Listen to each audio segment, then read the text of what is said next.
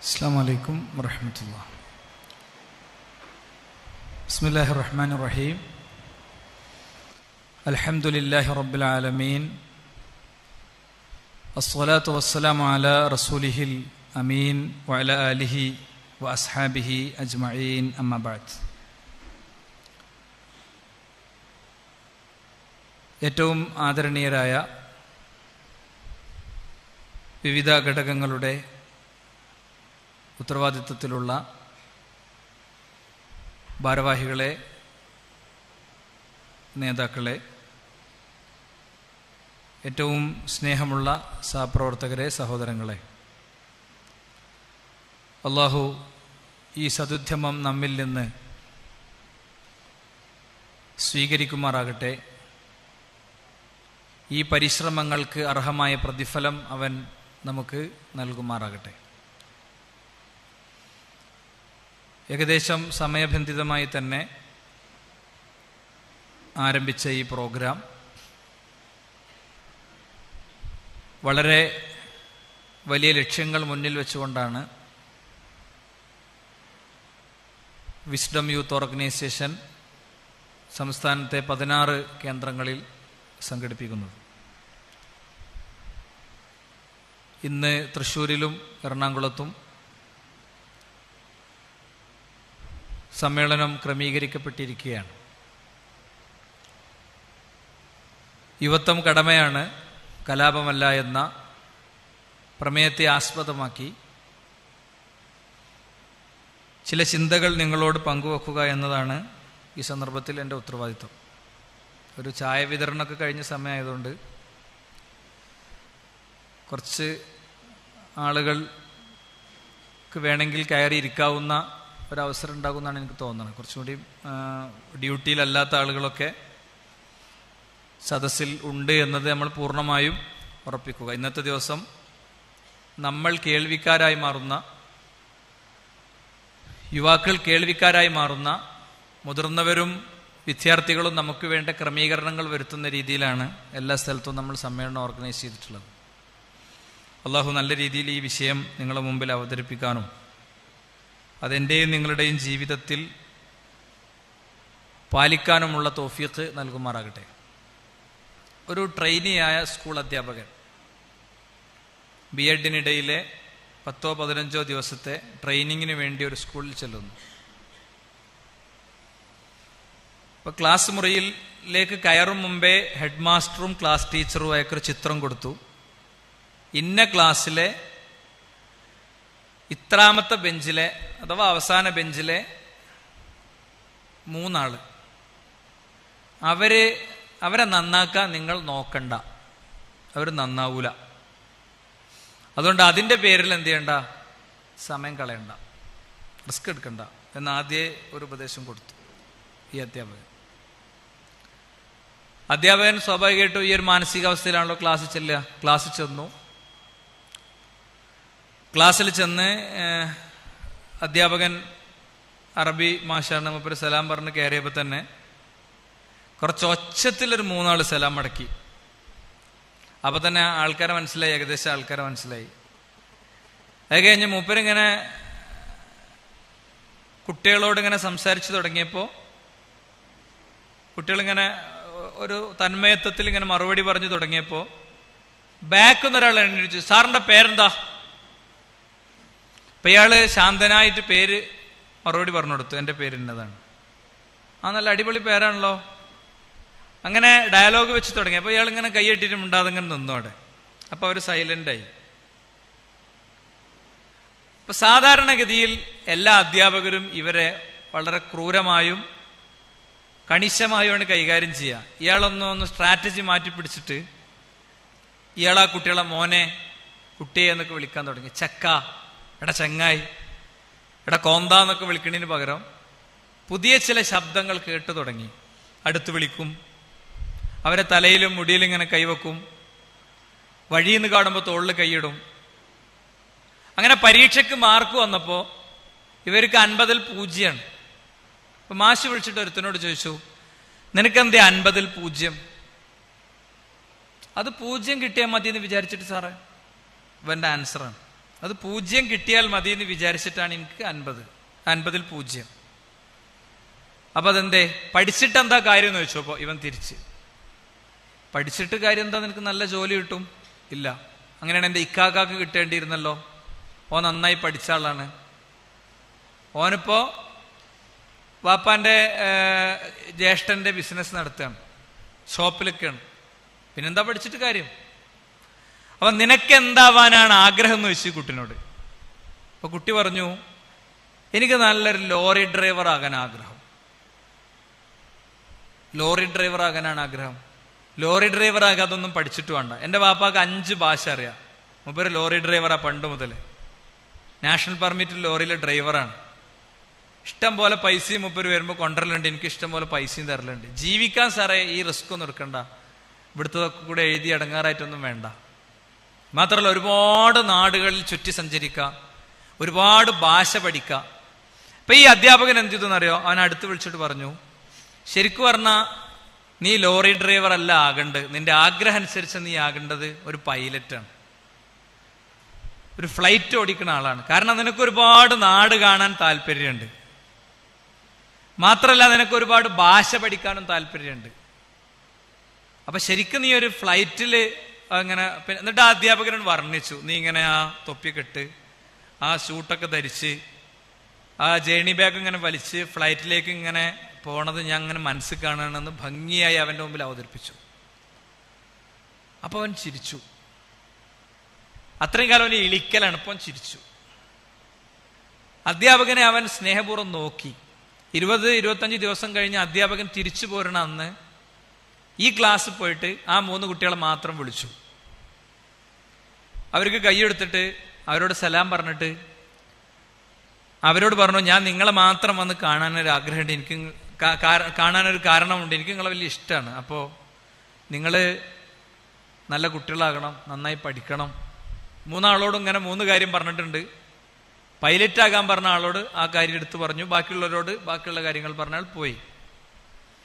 2-3 വർഷം കഴിഞ്ഞൊരു ദിവസം SSLC പരീക്ഷന്റെ അന്ന് ഇയാളെ വീട്ടിലേക്ക് ഒരു കുട്ടി കയറി വരികയാണ്. സാറേ, ഞാൻ 10ാം ക്ലാസ്സിൽ മോശമില്ലാത്ത മാർക്കിൽ ജയിച്ചു. സ്കൂളിലെ വെറും ചക്കനും കച്ചറയുമായിരുന്ന ഞാന് SLC പരീക്ഷ ജയിച്ചത് സാറെന്നോട് പൈലറ്റ് ആകാൻ പറഞ്ഞതുകൊണ്ടാണ്. പഠിച്ചു തുടങ്ങിയപ്പോൾ എനിക്കത് സാധിക്കുമെന്ന് എനിക്ക് മനസ്സിലായി എന്ന് പറഞ്ഞു. ഒരു റിയലിസ്റ്റിക് സ്റ്റോറിയാണ് ഞാൻ നിങ്ങളുടെ മുമ്പിൽ പറഞ്ഞത്. എൻ്റെ ഒരു സഹപ്രവർത്തകന്റെ അനുഭവമാണ് ഞാൻ നിങ്ങളുടെ മുമ്പിൽ ഷെയർ ചെയ്തത്. ഇതെന്തിനാണ് പറഞ്ഞതെന്ന് വെച്ചാൽ, ഈ സംഭവത്തിലെ കുട്ടിയെപ്പോലെയാണ് പലപ്പോഴും ജീവിതത്തിൽ നമ്മളൊക്കെ പല കാര്യത്തിലും. നമ്മൾ വിചാരിക്കണം എങ്ങനെ പോയാൽ മതി എന്നാണ്. അങ്ങനെ ആകുല പോകണ്ടേ. അത് മതകാര്യത്തിൽ അങ്ങനെ ഉണ്ടാകാം, കുടുംബകാര്യത്തിൽ അങ്ങനെ ഉണ്ടാകാം, ജോലി കാര്യത്തിൽ അങ്ങനെ ഉണ്ടാകാം, സാമ്പത്തിക കാര്യത്തിൽ അങ്ങനെ ഉണ്ടാകാം. യഥാർത്ഥത്തിൽ നമ്മൾ പോകേണ്ടത് അങ്ങനെ ആകൂല. ഈ കുട്ടി വിചാരിച്ചെന്താ, ഒരു ലോറി നാഷണൽ പെർമിറ്റിലെ ഒരു ലോറി ഡ്രൈവറായി ഭക്ഷണമില്ല, കുളിയില്ല, അലക്കലുമില്ല, അങ്ങനെ ഈ സ്റ്റിയറിംഗ് പോലത്തെ വേറൊരു മെഷീനായിട്ട് ജീവിക്കുക എന്നാണ് ആ കുട്ടി വിചാരിച്ചത്. കാരണം അതിലേക്ക് കാലെടുത്തു വെക്കാതെ അത് മനോഹരമാണെന്ന് വിചാരിച്ചു വെച്ചതാണ്.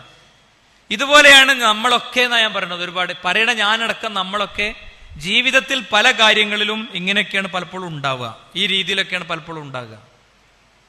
ഇത്തരം മേഖലകളിലെ വ്യക്തമായ തിരുത്താണ് തീർച്ചയായും ഇതുപോലത്തെ സമ്മേളനങ്ങൾ കൊണ്ട് നമ്മൾ എയിം ചെയ്യുന്നത്, നമ്മൾ ലക്ഷ്യം വെക്കുന്നത്. ലോറി ഡ്രൈവർ ആകാൻ വിചാരിച്ച ആളെ പൈലറ്റാക്കിയതുപോലെയുള്ള ഒരു ചിന്തകളിലെ തിരുത്താണ്. യുവാക്കളെ എടുത്താൽ ഒരു 3-4 ടൈപ്പ് ആളുകൾ നമുക്ക് കാണാൻ പറ്റും.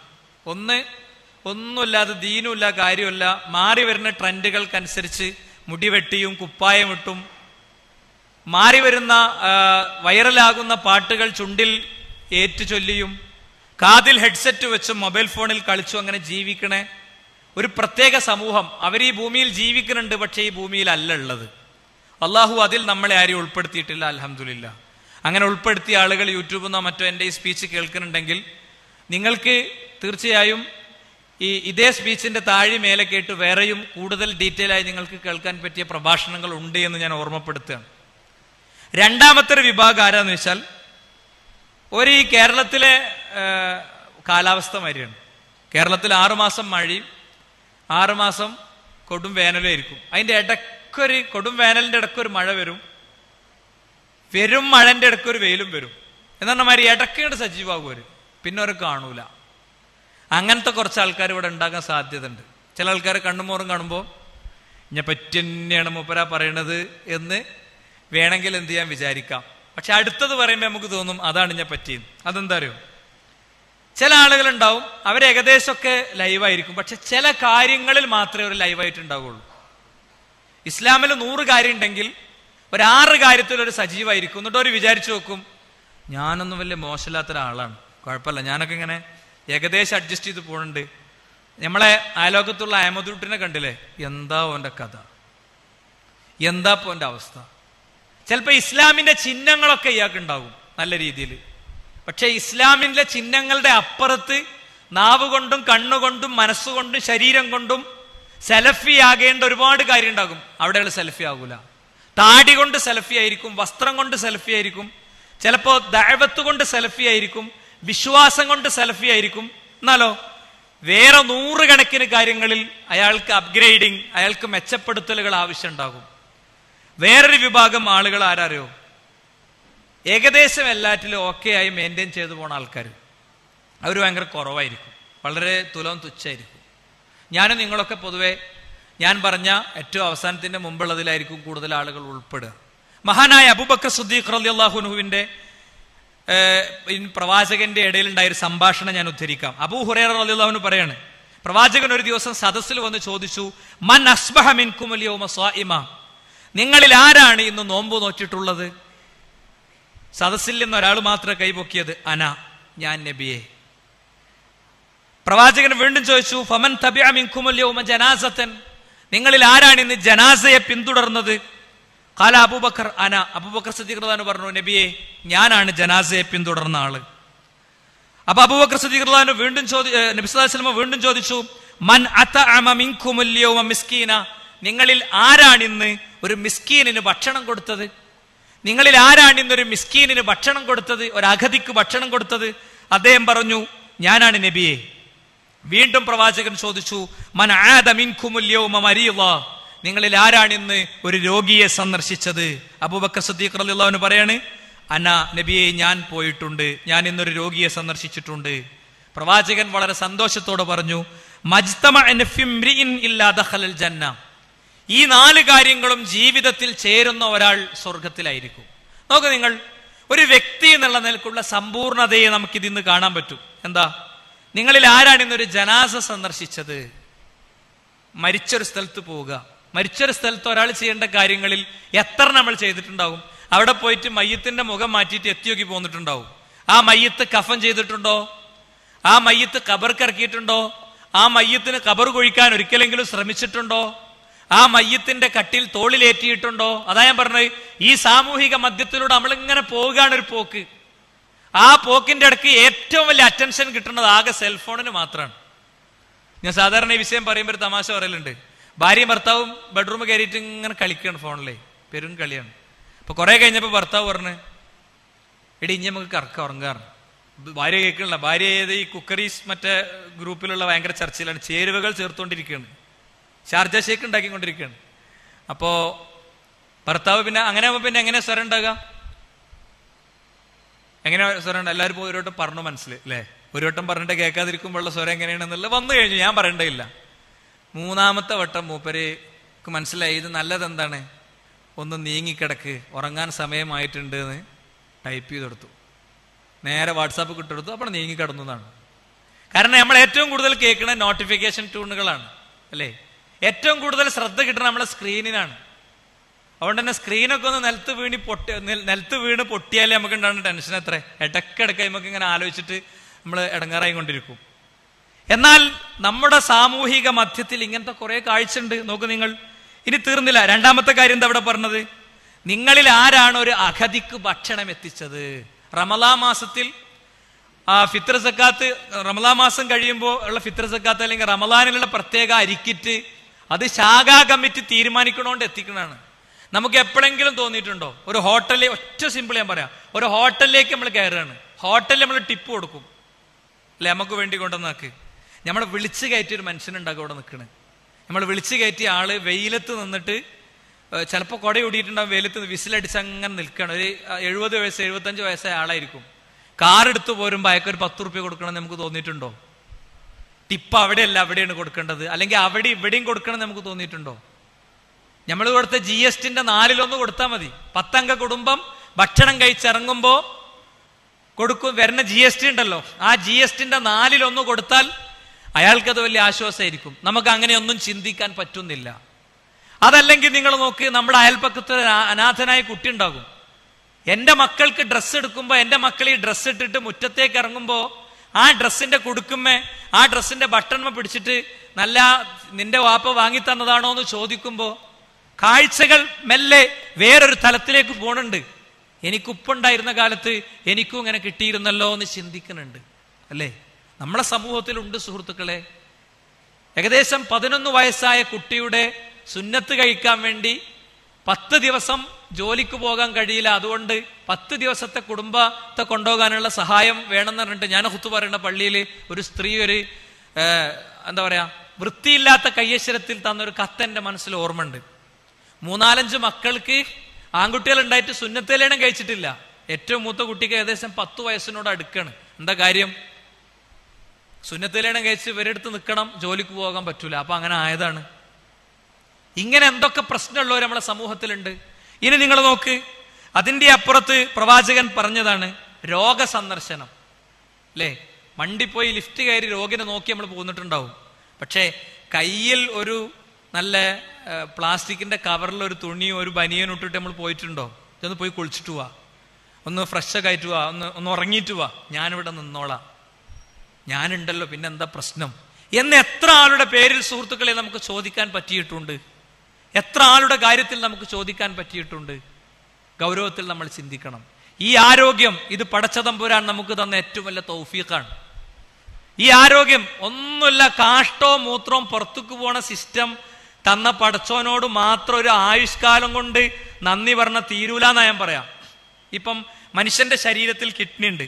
കിഡ്നിയിൽ ഒരു ദിവസം 350-ലധികം തവണ ബ്ലഡ് കയറി ഇറങ്ങുന്നുണ്ട് എന്നാണ്.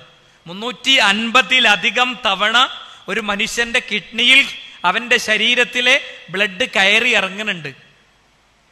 ഈ ബ്ലഡ് കയറി ഇറങ്ങുമ്പോൾ അതിൽ നിന്ന് ഊറ്റിയെടുക്കുന്ന സാധനമാണ് മൂത്രം.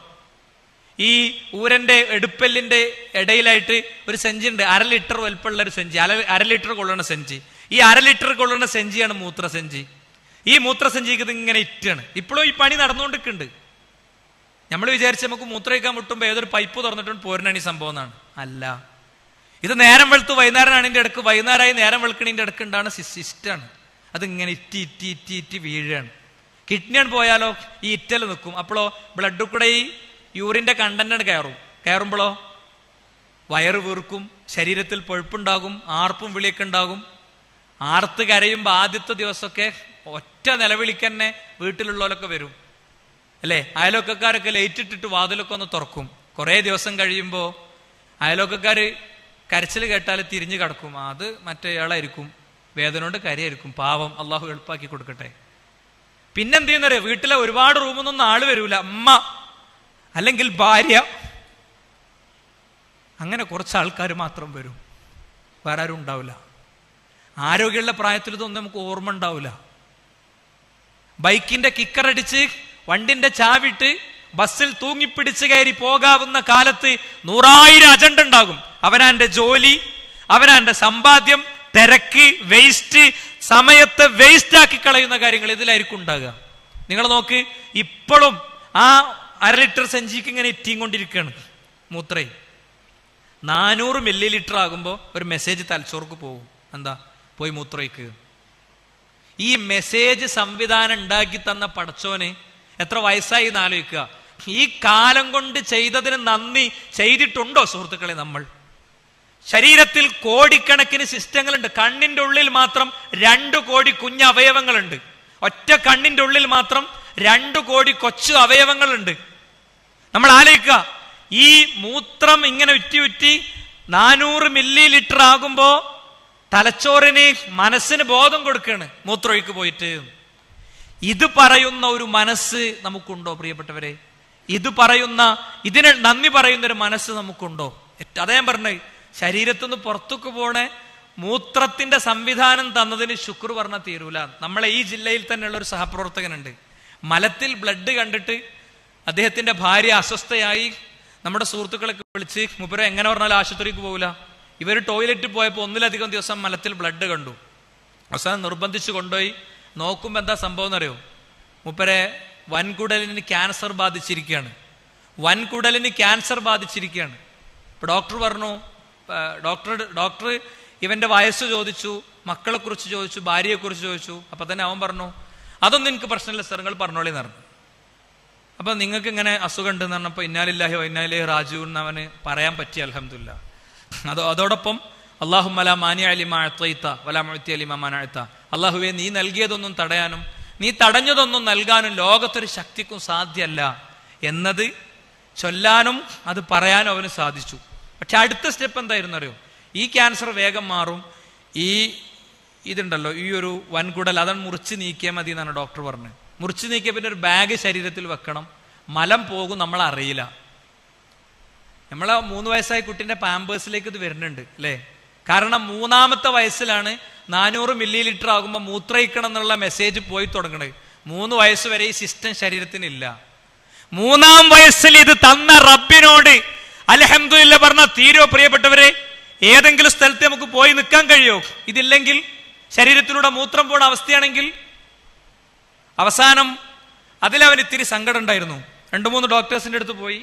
താരതമ്യേന പോയതിൽ ഏറ്റവും പ്രാക്ടീസ് കുറഞ്ഞ, പോയതിൽ ഏറ്റവും പരിചയം കുറഞ്ഞ, ഇയാൾ വളരെ പരിചയസമ്പന്നനാണ്, പക്ഷേ കണ്ടതിൽ ഏറ്റവും പരിചയം കുറഞ്ഞ ഡോക്ടർ പറഞ്ഞു, നമുക്കത് വേറൊരു രീതി ചെയ്യാം. ഇതിപ്പോ വൻകുടലാണെങ്കിൽ ഇങ്ങനെ മുറുക്കിണിന് പകരം ഈ തലി മുറുക്കിണിന് പകരം ഇവിടെ മുറിച്ചിട്ട് ഒഴിവാക്കാം, എന്നിട്ട് കൂട്ടി തുന്നാന്ന് പറഞ്ഞു. അൽഹംദുലില്ലാഹ് അത് വിജയിച്ചു. അള്ളാഹു ആ ചെറുപ്പക്കാരൻ അത് നിലനിർത്തി കൊടുക്കുമാറാകട്ടെ. അതിന്റെ ഗുണപാഠങ്ങൾ ഉൾക്കൊണ്ട് വളരെ സമർത്ഥനായ ആ ചെറുപ്പക്കാരന് ദീനീ ദഅവ രംഗത്ത് കൂടുതൽ ഇടപെടാനുള്ള മനസ്സും സാഹചര്യം അള്ളാഹു പ്രദാനം ചെയ്യുമാറാകട്ടെ. അപ്പൊ ഞാൻ ഇത്രേ പറയുന്നുള്ളൂ. മൂത്രവും കാഷ്ടവും പോണ സിസ്റ്റം തന്ന പടച്ചോനോട് നന്ദി പറഞ്ഞാൽ ഈ ആയുസ് മുഴുവൻ സുജൂദ് കിടക്കേണ്ടി വരും. അതാ പറഞ്ഞതിന്റെ അർത്ഥം. ഈ ആയുസ് മുഴുവൻ സുജൂദ് കിടക്കേണ്ടി വരും. സുഹൃത്തുക്കളെ, നമ്മൾ നമ്മുടെ ജീവിതം കൊണ്ട് എന്ത് ചെയ്തു? നമുക്ക് വ്യത്യസ്തമായി ചെയ്യാൻ കഴിയണം എന്നുള്ളത് തന്നെയാണ്. നമുക്ക് വ്യത്യസ്തമായി ചിന്തിക്കാൻ കഴിയണം എന്നുള്ളത് തന്നെയാണ്. ഞാൻ ഒരു കൊച്ചു വീഡിയോ യൂട്യൂബിൽ എവിടെയോ അശ്രദ്ധമായി എൻ്റെ കണ്ണിൽ വന്നതാണ് ഇന്നലെ. ഞാൻ കഴിഞ്ഞ ഇടുക്കി സമ്മേളനത്തിലിട്ട് വീഡിയോ എങ്ങനെ ഇടണ്ടായിരുന്നു വിചാരിച്ചിരിക്കുമ്പോഴാണ് പടച്ചോനൊന്നും ഇങ്ങനെ കൊണ്ടുവന്നത്. അപ്പം ജസ്റ്റ് നിങ്ങളെ ഞാൻ ആ ഒരു വീഡിയോ കാണിക്കുകയാണ്. എൻ്റെ സംസാരത്തിന്റെ ബാക്ക്ഗ്രൗണ്ടിൽ ഒരു തിരക്കുള്ള ഒരു റോഡ്, ആ റോട്ടിലൂടെ വയസ്സായ ഒരു വല്യമ്മ ഇങ്ങനെ ക്രോസ് ചെയ്ത് പോവുകയാണ്. അവരിങ്ങനെ ക്രോസ് ചെയ്ത് മുന്നോട്ട്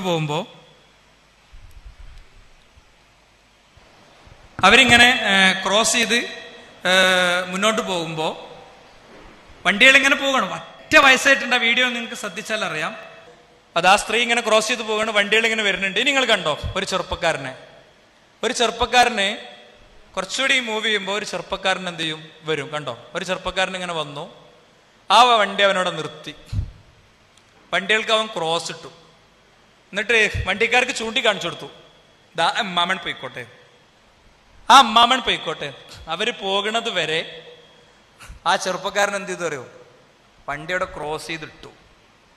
വണ്ടി ക്രോസ് ചെയ്തിട്ടിട്ടുണ്ടാവും മുന്നിൽ പോണ വണ്ടിക്കാരനോട് തല്ലൂടാൻ. പക്ഷേ വണ്ടി ഓടിച്ചു വരുമ്പോ ഇങ്ങനെ ചെയ്യാൻ കഴിയാന്നുള്ളത് പടച്ച തമ്പുരാൻ തരുന്ന വലിയൊരു തൗഫീഖാണ്. അള്ളാഹുവിന്റെ വലിയൊരു അനുഗ്രഹമാണ്, അവന്റെ ഒരു തൗഫീഖാണ്. ആ തൗഫീഖ് ആ ചെറുപ്പക്കാരന് കിട്ടി എന്നുള്ളതാണ്. ഇതാണ് ഞാൻ പറഞ്ഞത്. ഇവിടെ നമുക്ക് വ്യത്യസ്തമായി ചിന്തിക്കാൻ കഴിയാം. എല്ലാ വണ്ടിയും പോണ പോലെ പോയാൽ മതിയല്ലോ, എല്ലാ വണ്ടിയും പോണ പോലെ പോയാൽ മതി. അതുണ്ടായില്ല.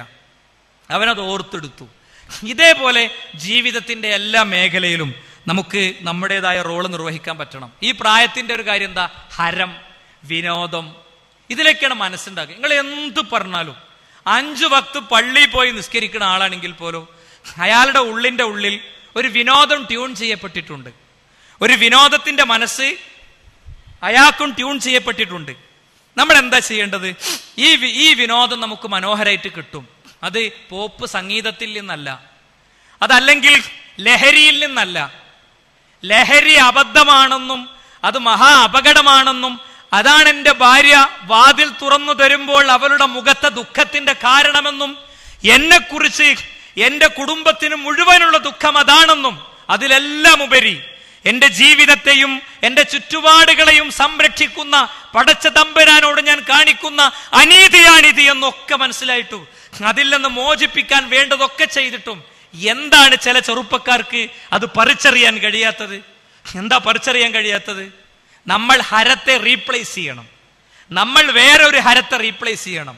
ചിലർക്ക് വിരലിൽ വിടരുന്ന സംഗീതമാണ് ഹരമെങ്കിൽ വിരലിൽ വിടരുന്ന സംഗീതത്തിന്റെ അകമ്പടിയോടുകൂടെ ലോകത്തെ നൈറ്റ് ക്ലബ്ബുകളിൽ പാടി ഉല്ലസിച്ച പെൺകുട്ടികൾ അവര് ആ വഴി മുഴുവൻ ഒഴിവാക്കി ഹിജാബിന്റെ നിഖാബിന്റെ പരിശുദ്ധിയിലേക്ക് കടന്നു വന്ന് ലോകത്തോടവർ പറഞ്ഞിട്ടുണ്ട്, ഞാൻ പാടിയ പാട്ട് നിങ്ങൾക്ക് നൽകുന്ന ആനന്ദത്തെക്കാളും വലിയ ആനന്ദം നൽകുന്ന ഒരു മഹാവേദഗ്രന്ഥം ഉണ്ടെന്നും ആ വേദഗ്രന്ഥത്തിന്റെ അക്ഷരങ്ങളും ആശയങ്ങളും അറിഞ്ഞിട്ടില്ലെങ്കിൽ പോലും നിങ്ങൾക്കത് നൽകുന്ന ഉൾക്കരുത്തുണ്ടെന്നും നിങ്ങൾക്കത് വായിക്കുമ്പോഴേ മനസ്സിലാകുള്ളൂ എന്ന്. വിശുദ്ധ ഖുർആൻ നമ്മുടെ മൊബൈൽ ഫോണിൽ ഉണ്ടാകണം.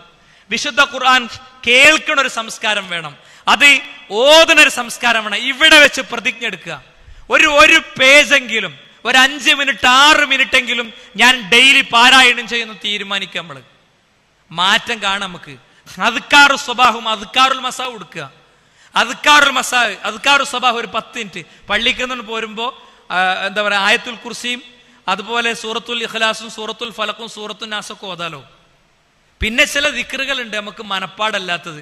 ഫോണിൽ തന്നെ ഇതിന്റെ ആപ്പ് അങ്ങോട്ട് ഓൺ ചെയ്ത് വെച്ചാല്, ആപ്പ് ഡൗൺലോഡ് ചെയ്താൽ, ഹിസ്നുൽ മുസ്ലിം എന്നുള്ള ആപ്പ് ഡൗൺലോഡ് ചെയ്താൽ നമുക്ക് തുറന്നിട്ട് അദ്കാർ സ്വബാഹ് ഫുള്ള് ചൊല്ലാം. ബൈക്കിൽ ഇങ്ങനെ പോകുമ്പോ അദ്കാർ ഇങ്ങനെ ചൊല്ലിപ്പോയോക്ക് നിങ്ങള്. ബൈക്കിൽ കയറി ഓർമ്മ ഒരു ദിക്ർ ചെല്ലേണ്ട സമയമാണ്. എവിടെങ്കിലും കുടുങ്ങിയാണ്ട് അവസാനിക്കുകയാണെങ്കിൽ അൽഹംദുലില്ലാ രക്ഷപ്പെട്ട്. ദിക്റിലാണല്ലോ അവസാനിക്കണത്. ഞാൻ പറഞ്ഞ അങ്ങനത്തെ ഒരു സമഗ്രമായ പരിവർത്തനത്തിന്റെ പ്ലാൻ നമ്മൾ കൊണ്ടുവരണം. എന്താണ് വഴി? നമുക്ക് ബാധ്യത ഉണ്ട് അള്ളാഹുവിനോടും റസൂലിനോടും ഇസ്ലാമിനോടും. എന്താ അള്ളാഹുവിനോടും റസൂലിനോടും ഇസ്ലാമിനോടും ബാധ്യത ഉണ്ട് എന്ന് പറയാനുള്ള കാരണം, അള്ളയാണ് നമ്മളെ പടച്ചത്, അവനാണ് നമുക്ക് വേണ്ട എല്ലാ സംവിധാനവും ചെയ്യുന്നത്. അതുകൊണ്ട് അവനോട് താങ്ക്സ് പറയാന്നുള്ളത്, ബസ്സിലൊരു സീറ്റ് നീങ്ങി തന്നാലോട് താങ്ക്സ് പറയുന്നുണ്ടെങ്കിൽ പടച്ച റബ്ബിനോട് എന്തായാലും താങ്ക്സ് പറയണല്ലോ. ഇത്ര സൂക്ഷ്മവും സ്ഥൂലവുമായ സാഹചര്യങ്ങളിൽ നിന്ന് നമ്മളെ പടച്ചവനോട് നമുക്ക് കടപ്പാടുണ്ടല്ലോ. ഞാൻ എപ്പോഴും പറയാറുണ്ട്, എനിക്ക് അള്ളാഹു അക്ബറിന്റെ ലാ ഇലാഹ ഇല്ലല്ലാഹിന്റെ തസ്ബീഹിന്റെ തഹ്ലീലിന്റെ അർത്ഥം ശരിക്കും മനസ്സിലായ ഒരു പോയിന്റ് ആയതുകൊണ്ട് എൻ്റെ എല്ലാ പ്രഭാഷണങ്ങളിലും ഇടയ്ക്കൊക്കെ അവസരം കിട്ടുമ്പോഴൊക്കെ ഞാൻ പറയാറുണ്ട്, വയറിന്റെ ഉള്ളിൽ ഹൈഡ്രോക്ലോറിക് ആസിഡുകൾ ഉണ്ട്. ഈ ഹൈഡ്രോക്ലോറിക് ആസിഡിന് ഈ ഒരു ഇഞ്ച് വലിപ്പമുള്ള ഒരു കമ്പി വേണമെങ്കിൽ ഇങ്ങനെ വെച്ചെടുത്താൽ ആഘോഷ സ്ഥലത്ത് കത്തുന്ന പൂത്തിരി കത്തും പോലെ അത് കത്തും. എന്നിട്ട് നമ്മുടെ വയറ് ഇതിലൊന്നും പെടാതെ സംരക്ഷിക്കപ്പെടുന്നു. അവയവങ്ങൾക്കൊരു കേടും വരുന്നില്ല. എന്താ? ഹൈഡ്രോക്ലോറിക് ആസിഡിനെ പടച്ചോനെ ഒരു പാട കൊണ്ട് സംരക്ഷിച്ചിരിക്കുകയാണ്. എല്ലാ 3 ദിവസവും കഴിയുമ്പോൾ ഈ പാടങ്ങനെ കത്തി ഇല്ലാതാകും, വീണ്ടും ഈ പാട തരും. ഇതിന് മാത്രം നന്ദി പറഞ്ഞാൽ നമ്മൾ എത്ര നന്ദി പറയണം? നിങ്ങളൊന്ന് ആലോചിച്ച് നോക്ക്, നമ്മൾ എത്ര നന്ദി പറയണം. അപ്പൊ നമ്മൾ ഒരുപാട് മാറാണ്ട്, ഒരുപാട് ചെയ്യാണ്ട്, ഒരുപാട് നിർവഹിക്കാനുണ്ട്. അള്ളാഹുവിനും റസൂലിനും ഇസ്ലാമിനും നമുക്ക് ആദ്യത്തെ ബാധ്യത. അത് അള്ളാഹുവിന്റെയും റസൂലിന്റെയും കൽപ്പന അനുസരിക്കലും ഇസ്ലാം എടുത്ത് ജീവിതത്തിൽ ആചരിക്കലുമാണ്. എന്തെല്ലാം അന്ധവിശ്വാസങ്ങളിൽ നിന്നും തെറ്റായ നിലപാടുകളിൽ നിന്നും നമ്മൾ രക്ഷപ്പെട്ടിട്ടുണ്ട് അല്ലേ? ചലിക്കാത്ത ചിന്തിക്കാത്ത മനുഷ്യകരങ്ങൾ കൊണ്ട് സൃഷ്ടിക്കപ്പെട്ട ദേവതകൾക്കും ദൈവങ്ങൾക്കും മുന്നിൽ പ്രാർത്ഥിക്കുന്നവരുണ്ട്. ജാറങ്ങൾക്ക് മുന്നിൽ പോയി വിളിക്കുന്നവരുണ്ട്. ജീവിതത്തിലെ സങ്കടങ്ങൾ തീരാൻ വേണ്ടി, ജീവിതത്തിലെ വിഷമങ്ങൾ തീരാൻ വേണ്ടി മക്ബറകളിൽ നിന്ന് മക്ബറകളിലേക്ക് പോകുന്നവരുണ്ട്. 1.5 വയസ്സായ കുഞ്ഞിനെ വാട്ടർ ടാങ്കിൽ മുക്കിക്കൊന്നു തമിഴ്നാട്ടിലൊരു പെൺകുട്ടി. എന്തിനാ? ജ്യോത്സ്യൻ പറഞ്ഞു അവരോട്, ഒരിക്കലും ഈ കുട്ടിയുള്ളിടത്തോളം കാലങ്ങൾ രക്ഷപ്പെടൂല, നിങ്ങളും നിങ്ങളെ പരമ്പരയും രക്ഷപ്പെടണമെങ്കിൽ ഈ കുട്ടീനെ ഇല്ലാതാക്കണം. 1000 ലിറ്ററുള്ള വാട്ടർ ടാങ്കിൽ കൊണ്ടിട്ടിട്ടു, കൊന്നു. ആരും ആദ്യഘട്ടത്തിൽ ഇതൊന്നും ശ്രദ്ധിച്ചില്ല. പിന്നെ ആലോചിച്ചു എങ്ങനെ 1000 ലിറ്ററുള്ള വാട്ടർ ടാങ്കിൽ 1.5 വയസ്സായ കുട്ടി എത്തിയത്. അപ്പോഴാണ് ജ്യോത്സ്യൻ പറഞ്ഞ കഥ പറയണത്. ഒരു കുട്ടിയെ കൊല്ലാൻ മാത്രം പോന്ന അന്ധവിശ്വാസം അള്ളാഹു നമ്മളെ അതിൽ നിന്ന് കാത്തു രക്ഷിച്ചിട്ടുണ്ട്. ഇതിനൊക്കെ നമ്മൾ എന്ത് തിരിച്ചു കൊടുക്കുന്നു പ്രിയപ്പെട്ടവരെ? ഇതിനെന്ത് തിരിച്ചു കൊടുക്കുന്നു നമ്മൾ? ലോകത്ത് ഇസ്ലാമിന് അനുകൂലമായ ട്രെൻഡേ ഒന്നും ഓടിയിട്ടുള്ളൂ. നിങ്ങൾക്കറിയോ? ഫോക്സ് ന്യൂസ് പോലെയുള്ള ലോകത്തെ പ്രഗത്ഭ മീഡിയകൾ അതുണ്ടായ കാലഘട്ടം മുതൽക്ക് ഇസ്ലാം വിരുദ്ധ ചേരിയുടെ സന്ദേശങ്ങളാണ് പ്രചരിപ്പിച്ചുകൊണ്ടേയിരിക്കുന്നത്. സാം ഹാരിസിനെ പോലെയുള്ള ലോകത്തെ വളരെ പ്രസിദ്ധരായ വളരെ കുപ്രസിദ്ധരായ ലിബറലിസ്റ്റുകൾ, എയ്ത്തിസ്റ്റുകൾ, അവര് ഇതിനു വേണ്ടി ശമ്പളം വാങ്ങി ജീവിക്കുന്നവരാണ്. ഫേക്ക് അക്കൗണ്ടുകൾ ഉണ്ടാക്കി അല്ലെങ്കിൽ ഫേക്ക് വ്യക്തികൾ ഉണ്ടാക്കിയിട്ട് അവരെ ഇസ്ലാമായി അവതരിപ്പിച്ചിട്ട് ലോകത്തെ ഡിബേറ്റ് സ്ക്വയറുകളിൽ അവരെ കൊണ്ടുവന്നിരുത്തിയിട്ട് അവര് തോറ്റുകൊടുത്ത് ഇവര് വിജയിച്ച് തിരിച്ചു പോകുന്ന നൂറുകണക്കിന് വീഡിയോസ് യൂട്യൂബിൽ കിടക്കുന്നുണ്ട്. പക്ഷേ ഇസ്ലാം അതിന്റെ ജൈത്രയാത്ര തുടർന്നുകൊണ്ടേയിരിക്കുകയാണ്. നമ്മൾ അടുത്ത കാലത്ത് കഴിഞ്ഞ ചില പ്രോഗ്രാമുകളിൽ ഇത്തരം ചില വിഷയങ്ങൾ അപ്ഡേറ്റ് ചെയ്തിരുന്നു. പ്രോഫ്കോൺ പോലുള്ള പ്രോഗ്രാമുകളിൽ ഞാൻ നിങ്ങളെ വീണ്ടും ഓർമ്മിപ്പിക്കുകയാണ്. UK-യിൽ 2001 അവിടുത്തെ മുസ്ലിങ്ങളുടെ പോപ്പുലേഷൻ എന്ന് പറയുന്നത് 1.5 മില്യൺസ് ആയിരുന്നുവെങ്കിൽ 2011 ആയപ്പോൾ അത് 2.7 മില്യൺസ് ആയി. 1 മില്യൺ മുസ്ലിങ്ങൾ പുതുതായിട്ടുണ്ടായി. അവിടെ എത്ര ദഅവ സെന്ററുകൾ ഉണ്ട്, അവിടെ ദഅവത്ത് നടത്തുന്ന എത്ര മുസ്ലിങ്ങളുണ്ട്, ഒക്കെ നിങ്ങൾ ആലോചിച്ചോളി. അത്രയും പരിമിതമായ ഇസ്ലാമിക പ്രബോധനം നടക്കുന്ന ലോകത്ത് പോലും നാട്ടിൽ പോലും ഇങ്ങനെ ഉണ്ടായത്. മീഡിയ വിമർശനം 2001 ഇസ്ലാമിനെതിരിൽ ആകെ ഉണ്ടായിരുന്നത് മീഡിയ പുറത്തേക്ക് വിടുന്നതിന്റെ 81% ഇസ്ലാം വിമർശനമെങ്കിൽ 2011 അത് 247% പോയി. 91% ഈ കാലഘട്ടം മുഴുവൻ 100 വാർത്ത വിട്ടാൽ 91 വാർത്തകൾ ആന്റി ഇസ്ലാം വാർത്തകളായിരുന്നു. എന്നിട്ട് ഇസ്ലാം പടർന്നു പന്തലിക്കുകയാണ്, ഇസ്ലാം വളർന്നുകൊണ്ടിരിക്കുകയാണ്. US-ലെ പോപ്പുലേഷൻ നോക്കൂ നിങ്ങൾ. US-ൽ 2017-2018 എടുത്താൽ തൊട്ടു മുന്നത്തെ വർഷത്തെക്കാൾ 73% ഇസ്ലാമിന്റെ വളർച്ച. ഇതെന്തുകൊണ്ടുണ്ടായതാ? എന്റെയും നിങ്ങളുടെയും നമ്മളെപ്പോലത്തെ മുസ്ലിങ്ങളുടെ എന്തെങ്കിലും അർത്ഥത്തിലുള്ള പ്രവർത്തനങ്ങൾ കൊണ്ടാണോ? അല്ലെന്ന് പറയുന്നില്ല. ഒരു കൊച്ചു സംഘം ലോകത്തെന്നും കൊച്ചു ഗ്രാമങ്ങളിൽ, വീടുകളിൽ, കുടിലുകളിൽ ദഅവത്തിനെ അവരുടെ അജണ്ടയാക്കി ജീവിക്കുന്നുണ്ട്. ഇപ്പൊ വിസ്റ്റം മീഡിയ സ്കൂൾ അടുത്ത ദിവസം പുറത്തുവിടുന്ന ഒരു വീഡിയോ ഉണ്ട്. റൊമേനിയയിലെ ഒരു ഇസ്ലാമിക പ്രബോധനെ കുറിച്ചുള്ള ഒരു വീഡിയോ. അദ്ദേഹമായിട്ടുള്ളൊരു ഇന്റർവ്യൂ മലയാളത്തിലേക്ക് അതിന്റെ ടൈറ്റിലിംഗ് കൊടുത്തുകൊണ്ട് പുറത്തുവിടാൻ പോവുകയാണ്. എന്താ അതിലുള്ളത്? അദ്ദേഹം തുർക്കിയിലെ തന്റെ യാത്രക്കിടയിൽ ഒരു സ്ഥലത്ത് പെട്ടു. അദ്ദേഹത്തിന്റെ ഹോട്ടലിലേക്ക് എത്താനുള്ള വഴി അന്വേഷിക്കുന്നതിന്റെ ഇടയ്ക്ക് ഒരു വ്യക്തിയെ കണ്ടു. അയാൾ പറഞ്ഞു, ഇനി ഹോട്ടലിലേക്കൊന്നും ഇപ്പം എത്താൻ കഴിയില്ല, നിങ്ങൾ എന്റെ വീട്ടിലേക്ക് വരും. മുസ്ലിമായ വ്യക്തിയുടെ വീട്ടിൽ അയാൾ അന്തി ഉറങ്ങി. ദരിദ്രമായ വീട്. രാവിലെ എണീറ്റ് നോക്കുമ്പോ മുറ്റത്ത് ഇയാളുടെ ഭാര്യയും ഇയാളുടെ മക്കളും ഇങ്ങനെ വിറച്ചു നിൽക്കണം. മഞ്ഞ് പെയ്യുന്ന പ്രഭാതത്തോടെടുക്കണ സമയത്ത് അയാൾ ചോദിച്ചു, നിങ്ങൾ എന്താ ഇവിടെ നിൽക്കണമെന്ന്? എന്റെ വീട്ടിലൊരു ബെഡ്റൂമേ ഉള്ളൂ, അത് ഞാൻ എന്റെ അതിഥിക്ക് കൊടുത്തു. അയാൾ ചോദിച്ചു, വാട്ട് ആർ യു ഡൂയിങ് മാൻ? ഈ കുഞ്ഞിനെ ഈ മഞ്ഞു കൊള്ളിച്ച് എന്തിനു നിങ്ങൾ ഇത് ചെയ്തു എന്ന് ചോദിക്കുമ്പോൾ അദ്ദേഹം പറഞ്ഞു, ഞാന് ഒരു മുസ്ലിമാണ്, എന്റെ അതിഥിയെ ആദരിക്കണമെന്ന് എന്റെ പ്രവാചകൻ എന്നെ പഠിപ്പിച്ചിട്ടുണ്ട്, അതുകൊണ്ടാണ്. ഒരുപാട് ആയത്തും ഹദീസൊന്നും ഞാൻ പഠിച്ചില്ല, പഠിച്ചതിൽ ഇങ്ങനെയുണ്ട് അല്ലേ. അയാൾ ഇസ്ലാം സ്വീകരിച്ചു. അയാളുടെ ഭാര്യ ഇത് കേട്ട് പുറത്തേക്ക് വന്നിട്ട് ഭാര്യ പറഞ്ഞു, നമ്മൾ കേട്ട ഇസ്ലാം ഇതല്ല, നമ്മൾ കണ്ട മുസ്ലിങ്ങൾ ഇതല്ല. We want to study about Islam. നമുക്ക് ഇസ്ലാം പഠിക്കണമെന്ന് ലോകത്തെ കൊണ്ട് പറയിപ്പിക്കുകയാണ്. നിങ്ങൾ നോക്കൂ, ന്യൂസിലാൻഡിൽ നിന്ന് വന്ന വാർത്തകൾ. ഒരു TV അവതാരിക ഒരു ഉമ്മയെ, ഭർത്താവും മകനും നഷ്ടപ്പെട്ട ഒരു ഉമ്മയെ ഇന്റർവ്യൂ ചെയ്യുന്നുണ്ട്. നിങ്ങൾക്ക് എന്തു തോന്നി? എനിക്ക് ആത്മവിശ്വാസം തോന്നുന്നു, എനിക്ക് അവരെ സ്വർഗത്തിൽ വെച്ച് കാണാലോ എന്നാണ് ഉമ്മാന്റെ മറുപടി. എന്നിട്ട് അവർ പറഞ്ഞു, ലോകത്തെ ഏറ്റവും കോൺഫിഡന്റ് ഉള്ള ലേഡിയെ ഞാൻ കണ്ടിരിക്കുന്നു. ആ സ്ത്രീ ഇങ്ങനെ ഇന്റർവ്യൂ ചെയ്യുന്ന സ്ത്രീ വിങ്ങിപ്പോട്ട് നമുക്ക് കാണാം. അവസാനം ചോദിച്ചു, എനിക്ക് നിങ്ങളൊന്ന് ആലിംഗനം ചെയ്യാൻ പറ്റുമോ? ആലിംഗനം ചെയ്തുകൊണ്ടാണ് പർദ്ദ ധരിച്ച് മകനും ഭർത്താവും നഷ്ടപ്പെട്ട ആ സ്ത്രീയുമായുള്ള ഇന്റർവ്യൂ മില്യൺ കണക്കിന് ആളുകൾ ലോകത്ത് കണ്ടു അല്ലേ. സ്വന്തം ഭാര്യ മരണപ്പെട്ട വീൽ ചെയറിലിരുന്ന മനുഷ്യൻ പറഞ്ഞു, ഞാൻ അഭിമാനിക്കാണ്, അവൾ ഒരുപാട് ആളുകളെ രക്ഷപ്പെടുത്തുന്നതിന്റെ ഇടക്കാണ് മരിച്ചത്. ഞാൻ ആ കൊലപാതകിക്ക് മാപ്പ് കൊടുത്തിരിക്കുന്നു. എന്തുകൊണ്ട് മാപ്പ് കൊടുത്തിരിക്കുന്നു? അയാൾക്ക് സ്നേഹം കിട്ടിയിട്ടില്ല എന്ന് എനിക്ക് മനസ്സിലായി, അല്ലെങ്കിൽ അയാൾക്ക് ഇങ്ങനെ ചെയ്യാൻ കഴിയില്ല. സ്നേഹത്തിന്റെ വില അറിയുന്ന ഒരാൾക്ക് ഇത് ചെയ്യാൻ പറ്റില്ല. അതുകൊണ്ട് നമ്മൾ ദഅവത്തിന്റെ എല്ലാ പദ്ധതികളും സംഗതികളൊക്കെ അറിയുന്ന ഒരു നാട്ടിൽ ജീവിക്കുന്ന ആൾക്കാരാണ്. സ്വയം ചോദിക്കുക ഓരോരുത്തരും, എന്ത് ചെയ്തു? നിങ്ങൾ മരിച്ചാൽ നിങ്ങൾക്ക് വേണ്ടി ആരും ഒരു റോഡിനും പേരിടുകയില്ല. നിങ്ങൾ ലോകത്ത് നിന്ന് യാത്ര പോയാൽ ഒരു ബസ് സ്റ്റോപ്പിനും ഒരു ബിൽഡിങ്ങിനും നിങ്ങളുടെ പേര് കൊടുക്കുകയില്ല. പക്ഷേ ഒന്ന് ഞാൻ പറയാം പ്രിയപ്പെട്ടവരെ, ലോകം മുഴുവൻ പ്രാർത്ഥനയോടുകൂടെ നിങ്ങളെ ഓർക്കും. ഹൃദയത്തിൽ നിങ്ങൾക്ക് വേണ്ടിയവർ ഓർമ്മ ഗോപുരങ്ങൾ പണിയും. അതിനെന്ത് വേണമെന്നറിയോ? നമ്മൾ പണിയെടുക്കണം, അധ്വാനിക്കണം. നിങ്ങളെ ശാഖ എന്ന് പറയുന്നത് നിങ്ങൾക്ക് എന്തും ചെയ്യാവുന്ന ഒരു വലിയ സംവിധാനമാണ്. ഒരു ലോഗോ നിങ്ങളിപ്പോ നിരന്തരം കാണുന്നുണ്ട്. Wisdom media school, wisdom youth ഓർഗനൈസേഷന്റെ മേൽനോട്ടത്തിൽ മറ്റു 2 ഘടകങ്ങളുടെയും പൂർണ്ണമായ സഹകരണത്തോടു കൂടെ പീസ് റേഡിയോ സംവിധാനത്തിന്റെ ശാക്തീകരണം ലക്ഷ്യം വെച്ചുകൊണ്ട് നമ്മൾ ആരംഭിച്ച പദ്ധതി ഇപ്പോൾ ദാവാരംഗത്തൊരു മനോഹരമായ പ്രൊജക്റ്റായി മാറിയിരിക്കുകയാണ്. എന്താ? ഓരോരുത്തർക്കും അവരുടെ കഴിവുകൾ കൊടുക്കാം. ഒരു ഡോക്യുമെന്ററി ഉണ്ടാക്കണം. ഇപ്പോൾ 2-3 ഡോക്യുമെന്ററി നിങ്ങൾ കണ്ടു. ഇനി അടുത്ത ഡോക്യുമെന്ററികൾ കാണാനിരിക്കുകയാണ്. ഒരു ഡോക്യുമെന്ററി ഉണ്ടാക്കണമെങ്കിൽ മാസങ്ങൾ വേണ്ടിയിരുന്നു നമുക്ക്. ഇപ്പോഴോ ഡോക്യുമെന്ററിന്റെ തീം ഉണ്ടാകാനേ പണിയുള്ളൂ. മാറ്ററിന്റെ എഴുതി കൊടുത്ത 20 മിനിറ്റ് ഉണ്ട്. കഴിഞ്ഞ ഞായറാഴ്ച ഇടുക്കിയിലെ സമ്മേളനം തുടങ്ങണതിന്റെ 2 മണിക്കൂർ മുമ്പാണ് വീഡിയോ ഫില്ലിംഗ് തുടങ്ങിയത്. എന്താ സംഭവിക്കണേ? ഒരു ഡോക്യുമെന്ററി ഉണ്ടാക്കണമെങ്കിൽ ഒരാൾ ഒറ്റയ്ക്ക് ഇരിക്കണേലേറാണ്. പോയിന്റുകൾ എല്ലാവരും പറഞ്ഞു, നോട്ട് ചെയ്തു.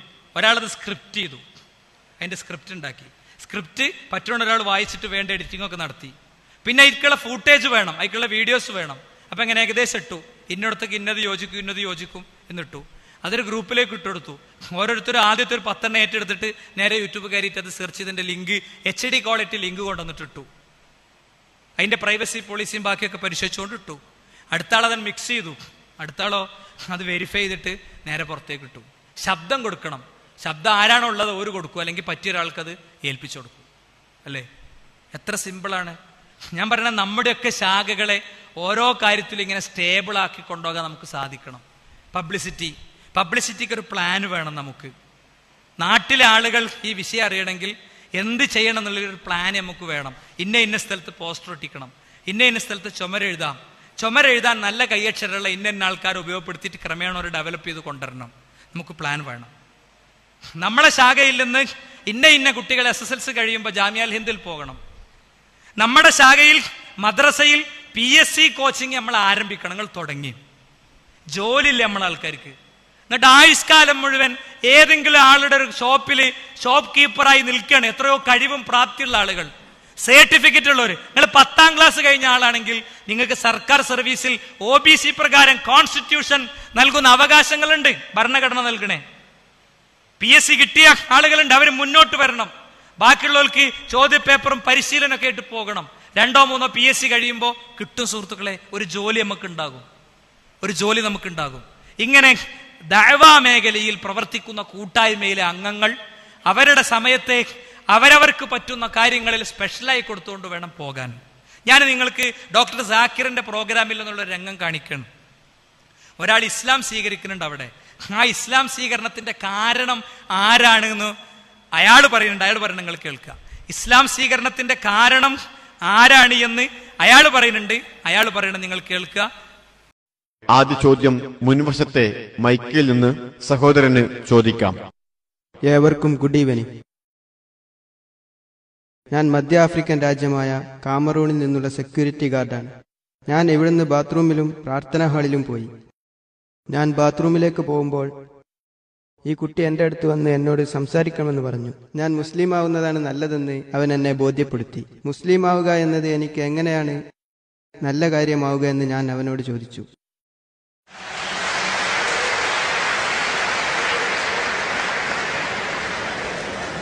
ഞാൻ ഇന്ന് പ്രഭാഷണം കേട്ടതിൽ നിന്ന് ഇസ്ലാമാണ് ഏറ്റവും നല്ല മതമെന്ന് എനിക്ക് മനസ്സിലായി.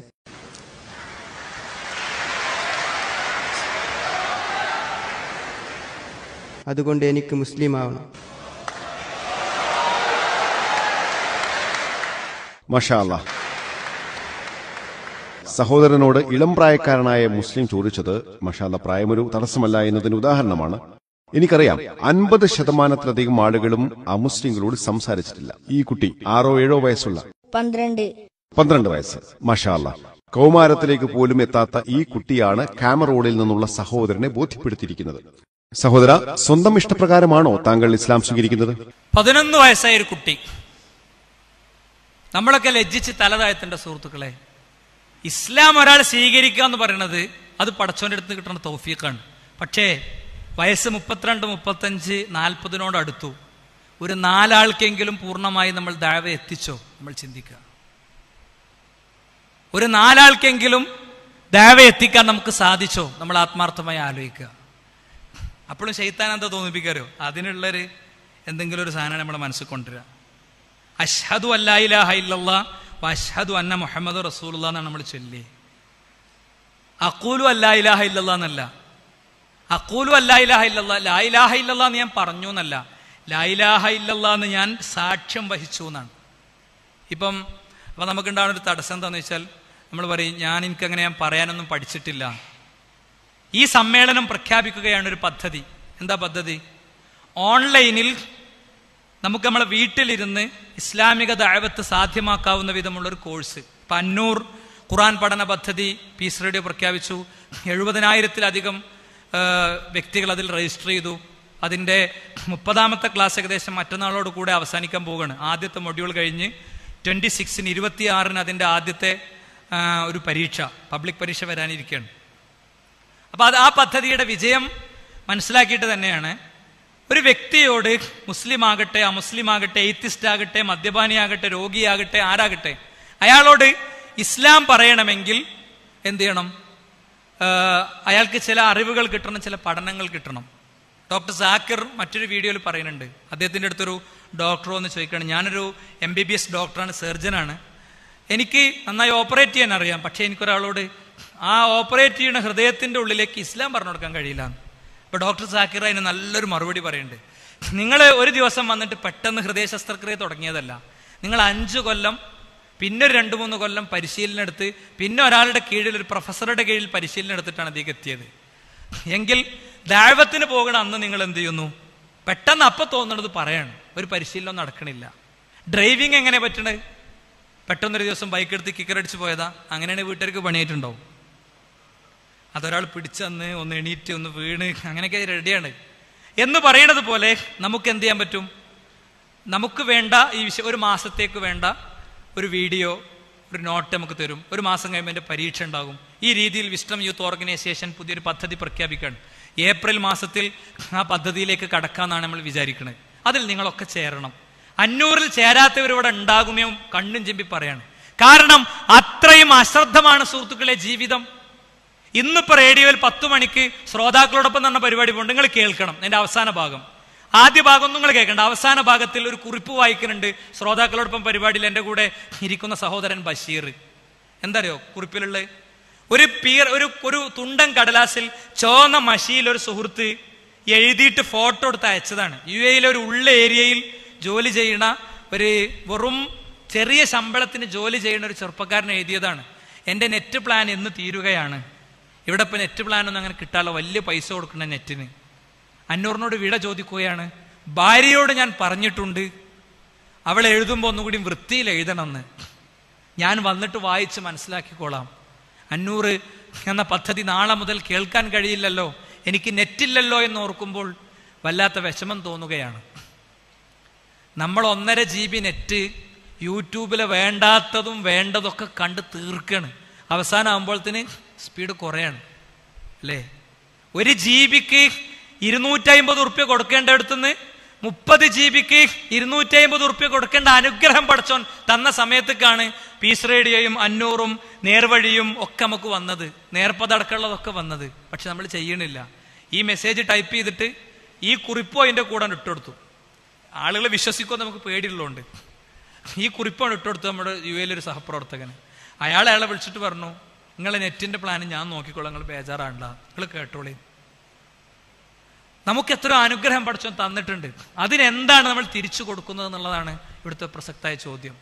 ഞാൻ ഡോക്ടർ സാക്കിറിനെ ഉദ്ധരിച്ചല്ലോ. ഡോക്ടർ സാക്കിർ ആ ചോദ്യം അവസാനിപ്പിക്കണത് എങ്ങനെയാണ്? ഞാൻ പണ്ട് സാ എന്ന് പറഞ്ഞ അവസ്ഥയുള്ള ആളായിരുന്നു. സാക്കിർ എന്ന് പറയാൻ കഴിയാതെ സാക്കിർ എന്ന് പറയേണ്ട ആളായിരുന്നു. അഹമ്മദ് ദീദാത്ത് ഇങ്ങനെ ദഅവത്ത് എടുക്കണമെങ്കിൽ എനിക്ക് ആവേശമാവും. വയസ്സായൊരു മനുഷ്യൻ വന്നിട്ട് ചോദ്യം ചോദിക്കുന്ന ആളുകൾ ഉത്തരം പറയണ്, ചിരിച്ച് മറുപടി പറയണ്, വത്തിക്കാനിലെ പോപ്പിനോട് സംവാദം നടത്താൻ വെല്ലുവിളിക്കണ്. അപ്പൊ MBBS-കാരനായ ഞാനിങ്ങനെ അതൊക്കെ കണ്ടിട്ട് ആവേശം കൊള്ളണ കാലത്ത് ഞാൻ പഠിച്ചവനോട് നല്ലോണം പ്രാർത്ഥിച്ചു. റബ്ബിശ്റഹ്ലി സ്വദരി വയസ്സിർലി അംരി എന്ന് ഞാൻ പ്രാർത്ഥിച്ചു. ഇപ്പൊ ഞാൻ മില്യൺ കണക്കിന് ആളുകളോട് സംസാരിക്കുന്നുണ്ട്. വേദിയിൽ നിന്ന് സംസാരിക്കുമ്പോൾ എനിക്ക് വിക്കില്ല, പക്ഷെ വീട്ടിൽ നിന്ന് ഭാര്യയോട് പറയുമ്പോൾ എപ്പോഴും ഞാൻ പഴയ സാക്കിറാണ്. നിങ്ങൾ ആലോചിച്ച് നോക്ക്, നമ്മളിലൂടെ അള്ളാഹു അത്ഭുതങ്ങൾ ഉണ്ടാക്കും. ഡച്ച് പാർലമെന്റിലെ ഇസ്ലാം വിരുദ്ധ ചേരിയുടെ നേതാവ് ഇസ്ലാം സ്വീകരിച്ചു. നിങ്ങൾ കണ്ടല്ലോ, ഇസ്ലാമാണ് ലോകത്തിന്റെ മാനസിക രോഗം എന്ന് പറഞ്ഞിരുന്ന ആൾ ഇസ്ലാം സ്വീകരിച്ചത് എങ്ങനെ? ഇസ്ലാമിനെതിരിൽ പുസ്തകം എഴുതണീന്റെ സമയത്ത് ഒരു ഇസ്ലാം വിമർശനം എഴുതിയിട്ട് അതിന് ഏറ്റവും പുതുതായി വന്ന മറുപടി എന്താണെന്ന് നോക്കിയിട്ട് അതിന് തിരിച്ചു മറുപടി എഴുതാൻ നിന്നതാണ് മൂപ്പര്.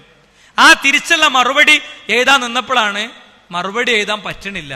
അപ്പൊ കൂടുതൽ സെർച്ച് ചെയ്തിട്ട് ഇസ്ലാം പഠിച്ചു. പേന അവിടെ വെച്ചു, ബുക്ക് അവിടെ വെച്ചു, നേരെ ഓൺലൈനിൽ കയറിയിട്ട് ഇസ്ലാം അനൗൺസ് ചെയ്തു. അപ്പോൾ പത്രക്കാർ വന്നിട്ട് ചോദിച്ചു, അപ്പൊ അത്രയും കാലം നിങ്ങൾ ഇവിടെ ഹെയ്റ്റ് ക്രിയേറ്റ് ചെയ്യുന്നു, വെറുപ്പ് സൃഷ്ടിക്കായിരുന്നു, നിങ്ങൾ ഒരുപാട് ഇസ്ലാമിനെതിരെ പറഞ്ഞിട്ടുണ്ട്, അതൊക്കെ എന്താന്ന് ചോദിച്ചു. അദ്ദേഹം ചിരിച്ചിട്ട് പറഞ്ഞു, ഇറ്റ് വാസ് സിംപിളി റോങ്, ഇതൊരു ചെറിയ അബദ്ധം പറ്റിയാണ്, കാര്യമാക്കണ്ട. നിങ്ങൾ ആ പുസ്തകം ഒന്ന് തരുമെന്ന് ചോദിച്ചപ്പോൾ അദ്ദേഹത്തിന് കൊടുത്ത ഉത്തരം എന്താ അറിയോ? ഞാൻ എൻ്റെ വേസ്റ്റ് ബോക്സിൽ ഇട്ടിട്ടുണ്ട്, ചപ്പ് ചവറിടുന്ന കൊട്ടയിൽ ഇട്ടിട്ടുണ്ട്, ഭാര്യ എടുത്ത് ഒഴിവാക്കിയിട്ടില്ലെങ്കിൽ അത് അവിടെ കിടക്കുന്നുണ്ടാകും. നിങ്ങൾക്ക് തോന്നുന്നുണ്ടോ മുസ്ലിം ഭരണാധികാരികളുടെ എണ്ണപ്പണം കൊണ്ടോ മുസ്ലിങ്ങളെ ശക്തി കൊണ്ടോ ആണെന്ന്? 22,000 മീഡിയ ലോകത്ത് നടത്തുന്ന ഇസ്ലാം വിമർശനങ്ങൾക്ക് 22 മീഡിയ ഇല്ല പ്രതിരോധം തീർക്കാൻ. ഒരൊറ്റ മീഡിയ പോലും 24 മണിക്കൂർ പ്രവർത്തിക്കുന്ന ഒരൊറ്റ വിഷ്വൽ ചാനൽ പോലും ഇല്ല. നമുക്ക് ഉണ്ടാകണ്ടേ? ഉണ്ടാകണം. ആരുണ്ടാക്കണം? നമ്മൾ ഉണ്ടാക്കണം. നമുക്ക് പറ്റും. ഉട്ടോപ്യ കാണുകയാണെന്ന് വേണമെങ്കിൽ ഒരാൾക്ക് ഇരുന്ന് ആലോചിക്കാം. അള്ളാഹുവിന്റെ അടുത്ത് ഒരു ചാണ് ചെന്നാൽ അള്ളാഹു ഒരു മുഴം വരും, നടന്നു ചെന്നാൽ റബ്ബ് ഓടി വരും. നമ്മുടെ കൈകൾ കൊണ്ട് പടച്ചോനത് സൃഷ്ടിക്കും, നമ്മുടെ കൈകൾ കൊണ്ട് പടച്ചോനത് ഉണ്ടാക്കിക്കും. ഉള്ളിൽ അങ്ങേറ്റത്തെ ആഗ്രഹം വേണം, നമുക്കൊരു വീട് വേണമെന്ന സ്വപ്നം പോലെ ഭാര്യയുടെ ഉദരത്തിൽ എന്റേതായ ഒരു ജീവന്റെ തുടിപ്പ് ഉണ്ടാകണേ എന്ന് കുഞ്ഞില്ലാത്തവൻ പ്രാർത്ഥിക്കും പോലെ പ്രാർത്ഥിക്കണം. മലയാളികൾക്കിടയിൽ നിന്ന് ലോകത്തെ ഇസ്ലാമിക ദഅവയുടെ ഹബ്ബ് ഉണ്ടാകണമെന്നത് നമ്മൾ പ്രാർത്ഥിക്കണം. അപ്പം നടക്കും. അതിനെന്തു വേണമെന്നറിയോ? നമ്മളെ ശാഖയിൽ വട്ടം കൂടി ഇരിക്കണം. ഒരു 2 മണിക്കൂർ ആഴ്ചയിൽ ഇതിന് കൊടുക്കണം, പ്യുവറായിട്ട്. പിന്നെ ആവശ്യമായ സമയത്തിൽ പടച്ചോൻ വിശാലത തരും. പ്രാർത്ഥിക്ക ഇന്നു മുതൽ, പടച്ചോൻ എന്റെ സമയത്തിൽ വിശാലത തരണേ, എന്റെ റിസ്കിൽ വിശാലത തരണേ. അള്ളാഹു എന്ത് ചെയ്യുന്നറിയോ? നമുക്കതിനൊക്കെ ഉള്ള വഴി കാണിക്കും. പക്ഷേ ഇപ്പൊ മുമ്പൊരിക്കെ ഒരു സുഹൃത്തിനോട് അദ്ദേഹത്തിന്റെ ഒരു പ്രശ്നം പറഞ്ഞപ്പോൾ പറഞ്ഞു, നിങ്ങൾ കരിഞ്ജീരകം കഴിക്കലുണ്ടോന്ന് ചോദിച്ചു. കരിഞ്ജീരകം കഴിക്കലുണ്ടോന്ന് ചോദിച്ചു. ഇല്ലായിരുന്നു. നിങ്ങൾ കഴിക്കണം എന്ന് പറഞ്ഞു. മൂപ്പര് പറഞ്ഞു, ആ കഴിക്കാം. ഞാൻ ഉടനെ അദ്ദേഹത്തോട് പറഞ്ഞു, നിങ്ങൾക്കിതിന് ഫലപ്രാപ്തി കിട്ടാൻ പ്രയാസമാണ്, അത് നിങ്ങൾ അങ്ങനെ പറഞ്ഞെന്ന് വെച്ചു. ഇതൊരു വിശ്വാസത്തോടു കൂടെ നബി പറഞ്ഞൊരു മരുന്നാണെന്നുള്ള വിശ്വാസത്തോടു കൂടെ കഴിക്കണോടത്ത് നിങ്ങൾ എത്തിയിട്ടില്ല. നമ്മൾ പടച്ചോനെ സമയത്തിൽ വിശാല തരണം എന്ന് പറഞ്ഞാൽ പോരാ, പടച്ചോൻ ഏറ്റെടുക്കും പ്ലാനിങ്.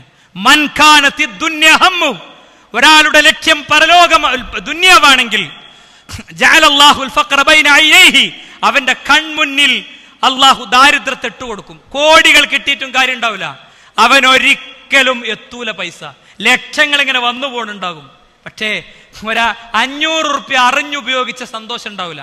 ഒരു സാധനം വാങ്ങുമ്പോണ്ടല്ലോ, എന്താ പഠിച്ചോനെ എന്റെ കടന്നേക്കും ഉണ്ടാകുക. പോക്കറ്റിലാണെങ്കിലോ ലക്ഷങ്ങൾ കിടക്കുന്നുണ്ടാവും. എന്നാലോ ഫറഖ ശംലഹു, അവന്റെ പ്ലാനിങ് പടച്ചോൻ തച്ചു പൊളിക്കും. ഫറക്കാരൻ എന്തിനാ പറയാറോ? ഇങ്ങനെ പിടിച്ച് പിളർത്തുന്നതിനെ പറയാം. ആലോചിച്ചോളി നല്ലോണം. ഇനിയോ വമൻ കാനത്തിൽ ആഖിറതു ഹമ്മഹു, ഒരാളുടെ ലക്ഷ്യം ദുന്യാവാണെങ്കിൽ അള്ളാഹു എന്ത് ചെയ്യുന്നറിയോ? അവന്റെ ഉള്ളിൽ ഐശ്വര്യത്തിട്ട് കൊടുക്കും. അവന്റെ പ്ലാനിങ് പടച്ചോൻ ഏറ്റെടുക്കും. അതുകൊണ്ട് ദീനിനും ദഅവത്തിനും അതുപോലെ സാമൂഹിക ക്ഷേമ പ്രവർത്തനങ്ങൾക്കും നന്മകൾക്കും നമ്മൾ സമയം കൊടുക്കുക. നിങ്ങളൊരു മീറ്റിങ്ങിൽ പോയി ഇരിക്കുന്നുണ്ടെങ്കിൽ അൽ മുത്തജാലിസീന ഫിയ എന്ന് റസൂലുള്ളാഹി പഠിപ്പിച്ചു. നിങ്ങൾ ഇരിക്കുന്നത് അള്ളാഹു ഇഷ്ടപ്പെടുന്നവരുടെ സദസ്സിലാണ്, 2-ാം നമ്പർ പരിപാടിക്കൊന്നല്ല. അവിടെ പോയി ഒരു കാര്യം ചെയ്യാൻ തീരുമാനിച്ചു. ഇപ്പൊ ഈ സമ്മേളനത്തിന് 100 ആളെ പങ്കെടുപ്പിക്കാൻ മനസ്സിൽ തീരുമാനിച്ചു, ആത്മാർത്ഥമായിട്ട് അറിഞ്ഞുകൊണ്ട്. പഠിച്ചോനെ എനിക്ക് സമയം ഉണ്ടാകുമെന്ന് അറിയില്ല, എനിക്ക് അത് ചെയ്യാൻ കഴിയുമെന്ന് അറിയില്ല, പക്ഷെ ഞാൻ അങ്ങനെ തീരുമാനിച്ചിട്ടുണ്ട്. നിങ്ങൾ വിചാരിച്ചു നോക്ക് എന്താ സംഭവിക്കുക? 100 ആളെ നിങ്ങൾ എത്തിച്ച കൂലി നിങ്ങൾക്ക് കിട്ടും, നിങ്ങൾ എത്തിക്കാതെ. പക്ഷേ എന്തായാലും കൂലി കിട്ടിക്കോളും, ഞാൻ അങ്ങനെ നിയത്താക്കട്ടെ എന്നല്ല, മറിച്ച് അതിനുവേണ്ടി ചെറിയൊരു ശ്രമം നമ്മളെ ഭാഗത്തു നിന്ന് ഉണ്ടാകണം. നമ്മൾ യൂത്ത് ഡയറക്ടർ പ്രഖ്യാപിച്ചിരിക്കുക. എന്താ യൂത്ത് ഡയറക്ടറി? സമൂഹത്തിലെ യുവാക്കളെ വേർതിരിക്കുകയും അവരെ കൃത്യമായി മനസ്സിലാക്കി, രോഗികളാണെങ്കിൽ അല്ലെങ്കിൽ ജോലിയില്ലാത്തവരാണെങ്കിൽ അല്ലെങ്കിൽ തീവ്രവാദ ആശയങ്ങളിൽപ്പെട്ടവരാണെങ്കിൽ ശിർക്കിൽ അകപ്പെട്ടവരാണെങ്കിൽ അങ്ങനെ ഓരോരുത്തരെയും വേർതിരിച്ച് അവർക്ക് വേണ്ട മെസ്സേജ് എത്തിക്കുകയാണ്. വ്യക്തിഗത പ്രബോധനം ഒരു അജണ്ടയാക്കി എടുത്ത് സമൂഹത്തിലേക്ക് എത്തുന്ന വളരെ ശക്തമായ പദ്ധതികളാണ് നമ്മൾ പ്രഖ്യാപിച്ചിട്ടുള്ളത്. അള്ളാഹുവിന്റെ അനുഗ്രഹം കൊണ്ട് നമുക്ക് സ്പേസ് ഇല്ലാത്ത ഒന്നുമില്ല. നിങ്ങൾ നോക്ക്, ഇപ്പൊ വിഡോ കെയർ ഉണ്ട്. നമുക്ക് വിധവകളെ വിഡോ കെയർ, പുളിക്കൽ നടക്കുന്ന വിഡോ കെയറിന്റെ ഓർഫൻ കെയറിന്റെ സംഗമത്തിൽ ഞാൻ സംസാരിച്ചിട്ടുണ്ട്. ഞാൻ എൻ്റെ സംസാരം എങ്ങനെ പൂർത്തീകരിച്ചത് എനിക്ക് എൻ്റെ പടച്ചോനറിയാം. ഓരോരുത്തരും ഇങ്ങനെ ഇരിക്കണം. അപ്പം ഞാൻ ആലോചിച്ചത്, പടച്ചോനെ അവിടെ ഇരിക്കണത് എൻ്റെ പെണ്ണാണെങ്കിൽ, അവളെ മടിയിലുള്ളത് എൻ്റെ 1.5 വയസ്സായ കുട്ടിയാണെങ്കിൽ, അല്ലേ? ഇതൊന്നും ആർക്കും സുഹൃത്തുക്കളെ ദൂരെയൊന്നുമല്ല, ആർക്കും എപ്പോഴും വരാം. അതുപോലെ അനാഥരുണ്ട്. യതീം ഖാനകളുടെ ചുമരിൽ ചാരി നിന്ന് സ്വപ്നം കാണുന്ന അനാഥരുണ്ട്. അതുപോലെ ഈ സമൂഹത്തിൽ രോഗികളുണ്ട്, മാരകമായ രോഗങ്ങൾ ബാധിച്ചവരുണ്ട്, ലഹരി ബാധിതരുണ്ട്. ഒരു ലഹരി ബാധിതൻ അവനിങ്ങനെ കിടക്കുന്നത് കാണുമ്പോൾ സമൂഹത്തിന് തോന്നുന്ന മനസ്സല്ല നമുക്ക് തോന്നേണ്ടത്. ക്യാൻസർ ബാധിച്ച ഒരാളോട് തോന്നുന്ന മനസ്സ് തോന്നി അയാളെ പിടിച്ചെഴുന്നേൽപ്പിക്കണം, അയാളെ രക്ഷാപ്രവർത്തനത്തിലേക്ക് കൊണ്ടുപോകണം. ന്യൂ ഹോപ്പ് പോലെയുള്ള സംരംഭങ്ങൾ നമുക്കുണ്ട്. നമ്മുടെ സമയം നമുക്ക് അതിന് കൊടുക്കാൻ സാധിക്കണം. കൂട്ടായ്മക്കുള്ളിൽ നിന്നുകൊണ്ട് ഒരിക്കലും നമുക്കൊന്നുമാകാൻ പറ്റില്ല. ഒരു മഴത്തുള്ളിക്ക് ഒന്നുമാകാൻ പറ്റില്ല. കുറെ മഴത്തുള്ളികൾ ചേരുമ്പോൾ അത് ഒരു ചെറിയ ചാലാകും. ആ ചാലൊരു തോട്ടിലെത്തും, ആ തോടൊരു പുഴയിലെത്തും, ആ പുഴ കടലിൽ ചേരും, അല്ലേ? ഒരു തിരക്കൊന്നും, സമുദ്രത്തിലെ ഒരു തിരക്കൊന്നും ചെയ്യാൻ പറ്റില്ല. പക്ഷേ തിരമാലകൾ ഒന്നിക്കുമ്പോൾ ഒരുപാട് കാര്യങ്ങൾ ചെയ്യാൻ പറ്റും. സാമൂഹ്യ മാധ്യമങ്ങളിൽ നമ്മൾ ഇടപെട്ടുകൊണ്ടിരിക്കുകയാണ്. നിങ്ങൾ നമ്മുടെ വിസ്ഡം സ്റ്റുഡൻസിന്റെ പേജ് കയറിയിട്ട് പ്രോഫ്കോൺ വീഡിയോസിന്റെ റീച്ച് ഒന്ന് നോക്ക്, എത്ര ആളിലേക്കാണ് എത്തുന്നത്. അത് അൽഹംദുലില്ലാ വളരെ ബോധപൂർവമായ ചില സ്റ്റെപ്പുകൾ എടുക്കുന്നതിന്റെ ഗുണമാണ്. ഇത് ഈ സമ്മേളനത്തിന്റെ വീഡിയോസ് ഷോർട്ട് വീഡിയോസ് ആക്കണം. നിങ്ങൾക്ക് ആർക്കാ പറ്റുക, നിങ്ങൾ സന്നദ്ധത അറിയിക്കുക, ക്ലിപ്പ് മുറിക്കുക. നിങ്ങൾ മുറിച്ച ക്ലിപ്പ് നിങ്ങൾ മരിച്ചാൽ ഓൺലൈനിൽ കിടക്കും. ബഹുമാനായ ഹുസൈൻ സലഫിന്റെ ക്ലിപ്പ് 33,000K ഷെയറിംഗാ ഒരു വീഡിയോ വന്നത്, ഒരു മുസ്ലിം സുഹൃത്ത് പോസ്റ്റ് ചെയ്തത്. കണ്ടില്ല നിങ്ങൾ? നമ്മുടെ സമയത്ത് നമ്മൾ അങ്ങനെ ഫിക്സ് ചെയ്യുക. ഒരു ടൈം ടേബിൾ വേണം. രാവിലെ എണീറ്റ ഇന്നത് ചെയ്യും. ഇത് നിങ്ങൾ മനസ്സിൽ എഴുതി വെക്കുക. ഞാനീ പറയണേ, എഴുതി ഒരു ടൈം ടേബിൾ ചുമരുമ്പോൾ എഴുതിയിട്ടിട്ട് ചെയ്യാ വേണ്ടത്. ഭാര്യനെയും കൂട്ടുക. അത് നടക്കൂലെങ്കിൽ വെറുതെ നിങ്ങളൊരു ക്രമം ഉണ്ടാക്കി, രാവിലെ എൻ്റെ വിളികളൊക്കെ ഞാൻ ഇന്ന സമയത്ത് പൂർത്തിയാക്കും, ഇന്നതൊക്കെ ഞാൻ ഇന്ന സമയത്ത് ചെയ്യും, കുടുംബ സന്ദർശനത്തിൽ ഇന്ന 2 ഡേറ്റ് കാണും. ഇങ്ങനെ നിങ്ങളൊന്ന് ചെയ്തു നോക്കൂ, ജീവിതത്തിൽ വലിയ തൗഫീഖുകൾ ഉണ്ടാകും. ഞാൻ അവസാനിപ്പിക്കുകയാണ്. നമ്മുടെ സംരംഭങ്ങളൊക്കെ വളരെ സജീവമായി മുന്നോട്ട് പോയിക്കൊണ്ടിരിക്കുകയാണ്. സ്വാഭാവികമായിട്ടും ടീം വർക്കിന്റെ സംഗതികളിൽ ചിലപ്പോൾ ലൈവായിരിക്കും, ചിലപ്പോൾ ലൈവായിരിക്കില്ല. അപ്പൊ ലൈവായ ആളുകൾ ബാക്കിയുള്ളവരെ പറ്റി അവരില്ല എന്ന് പരാതി പറയുന്നതിന് പകരം അവരോട് കൂട്ടിപ്പിടിച്ച് ഒന്ന് പോണം. നമ്മളെ സഹപ്രവർത്തകരൊക്കെ വീട്ടിൽ സമ്മേളനമൊക്കെ കഴിഞ്ഞു. ഇനി യുവപതാണ് വരാൻ പോണത്. യുവപദം റമദാനിൽ യുവാക്കളെ ശാഖയിലും അല്ലാത്ത സ്ഥലത്തും യൂത്ത് ഡയറക്ടർ ഉപയോഗിച്ച് ക്ഷണിച്ചു കൊണ്ടുവരാണ്. പരിപാടി തുടങ്ങിയതിന്റെ ശേഷമായിരിക്കും ചില ആൾക്കാരെ ബൈക്കുമ്പോൾ പോയി കൊണ്ടുവന്നിട്ട് റമദാനിന്റെ ആനുകൂല്യം ഉപയോഗപ്പെടുത്തി. അവധിക്കാലം കൂടിയാണ് ഇപ്പൊ റമദാൻ. നല്ല ചൂടുണ്ട്. ഈ ചൂടിൽ നമുക്കുണ്ടാകേണ്ട പാടാണ്. ഈ ചൂട് ക്ഷമിച്ച അതിന് കൂലിയുണ്ട്, അല്ലേ? കാലത്തെ കുറ്റം പറയാതിരുന്ന കൂലിയുണ്ട്. എന്തൊരു വേനൽക്കാലം അതൊന്നും പറയാൻ പാടില്ല. അപ്പൊ അതുകൊണ്ട് ആ രീതിയിൽ എല്ലാവരും ഒന്ന് സജീവമായിട്ട് ഇറങ്ങുക.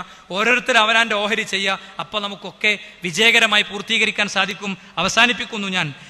കയ്യിൽ പട്ടം പിടിച്ച് ആ പട്ടം പറത്തിക്കൊണ്ടിരിക്കുന്ന ഒരു കുഞ്ഞിന്റെ കയ്യിൽ നിന്ന് പട്ടത്തിന്റെ നൂലാണ് പൊട്ടി പട്ടം പറക്കുമ്പോണ്ടാണ് ഒരു അവസ്ഥ ഉണ്ടല്ലോ, ആത്മാവ് പാറിപ്പോകുമ്പോൾ അതുണ്ടാകുക. ഒരിക്കലും ഒരുപാട് കാലം ജീവിക്കുമെന്നൊന്നും പറയാൻ നമുക്ക് വകുപ്പില്ല സുഹൃത്തുക്കളെ. ഓരോരുത്തരായി നമ്മുടെ സഹപ്രവർത്തകർ തന്നെ എത്ര ആളുകൾ നമ്മളോട് ആരോടും പറയാതെ അവർ യാത്ര തിരിച്ചു. എത്ര ആളുകൾ യാത്ര തിരിച്ചു. കോമാ സ്റ്റേജിൽ 3-4 കൊല്ലം കിടന്ന സഹപ്രവർത്തകരുണ്ട് നമുക്ക്. അള്ളാഹുരുടെ ഖബർ വിശാലാക്കുമാറാകട്ടെ. 3 കൊല്ലം ഒരു പെണ്ണിങ്ങനെ മൂക്കത്ത് വിരൽ വെച്ചിട്ട് ഭർത്താവ് മരിച്ചിട്ടില്ല എന്ന് രാത്രി ഞെട്ടി ഉണർന്ന് അൽഹംദുലില്ലാ പറയുന്ന പെൺകുട്ടികൾ നമ്മുടെ കൂട്ടത്തിൽ ഉണ്ടായിട്ടുണ്ട്, ഇല്ലേ? ഉണ്ടായിട്ടുണ്ട്. അവർക്കൊക്കെ മോചനങ്ങൾ വേണം. എറണാകുളത്തേക്കാണ് ഞാൻ ഇവിടുന്ന് പോണത്. എറണാകുളത്തെ സുഹൃത്ത് അൻവർ, അദ്ദേഹം കഴുത്തിന്റെ താഴെ മൊത്തം പാരലൈസ് ചെയ്തു. സംഘടനയുടെ ഒരു ദൈവത്തിന്റെ മീറ്റിങ്ങിന് പോണടക്ക് കാറ് പറഞ്ഞിട്ട് ഇപ്പൊ അത് അരവരെ ഫ്രീ ആയി. ഇനി അരന്റെ താഴോട്ട് എന്ത് ചെയ്യണം, അവന് ക്ലിയർ ആകണം. നമുക്ക് പ്രാർത്ഥിക്കാം സുഹൃത്ത് അൻവറിന് അള്ളാഹു ജീവിതത്തിലേക്ക് എത്രയും പെട്ടെന്ന് തിരിച്ചു വരാനുള്ള തൗഫീഖ് കൊടുക്കട്ടെ. ഇടയ്ക്കൊരു ഓഡിയോടും ആ ഓഡിയോയില് അൽഹംദുലില്ലാ എന്നിട്ട് തുടങ്ങുക, അള്ളാഹു എന്നെ ഹൈറിലാക്കി, എൻ്റെ ഭാര്യ എൻ്റെ കൂടെ ഉണ്ട്, അവളെനിക്ക് പിന്തുണ തരുന്നുണ്ട്, അല്ലേ? നമുക്ക് നാളെ ഇത് സംഭവിക്കാം. അതുകൊണ്ട് ആരോഗ്യ സമയം വഞ്ചിക്കപ്പെടുന്ന സമയമാണ്, ഒഴിവ് സമയം വഞ്ചിക്കപ്പെടുന്ന സമയമാണെന്ന് റസൂലുള്ളാഹി പറഞ്ഞ ആ വാചകവും കൂടി ഓർത്തുകൊണ്ട് ജീവിതത്തെ കൂടുതൽ ശക്തമാക്കി മുന്നോട്ട് കൊണ്ടുപോവുക. അള്ളാഹു അനുഗ്രഹിക്കുമാറാകട്ടെ. വാഖിറു ദഅ്വാനാ അനിൽ ഹംദുലില്ലാഹി റബ്ബിൽ ആലമീൻ. അസ്സലാമു അലൈക്കും വറഹ്മത്തുള്ളാഹി വബറകാതുഹു.